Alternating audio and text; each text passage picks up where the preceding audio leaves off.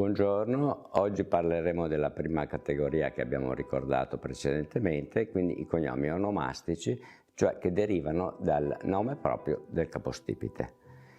Sono presenti sia nella forma maschile, che è maggioritaria, ma anche nella forma femminile, che ricorda un capostipite donna, che era una donna particolarmente importante, oppure che era una vedova che ha allevato lei i propri figli.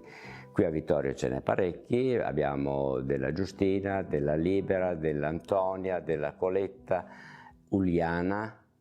o Zanette o anche altri. Per quanto riguarda i cognomi maschili, ricordiamo uno dei nomi più diffusi in tempo andato era Giovanni, che in dialetto fa Duane oppure ridotto Jan, ma è più adatto specialmente cognomi del tipo Zan o Zane, perché ci si rifaceva a una lingua più colta, il volgare delle città. Quindi esiste Zan, Dazan, Dezane, Zane, ma se questo Zan era grande sarà un Zanon, se è piccolo sarà un Zanin o sarà un Zanet.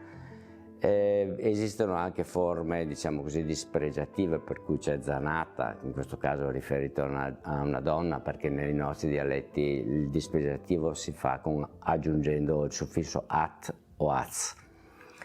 E esistono poi nomi composti come Zan de Giacomo, cioè Giovanni di Giacomo, o come Zamuner, Giovanni Mugnaio, che nella bassa diventa Zamunaro, nella bassa veneta diventa Zamunaro.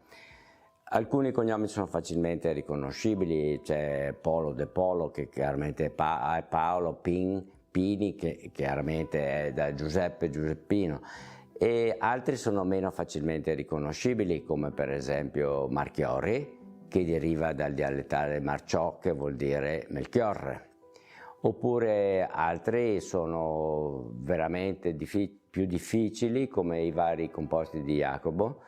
che può essere, se è piccolo, Jacobet e quindi Bet,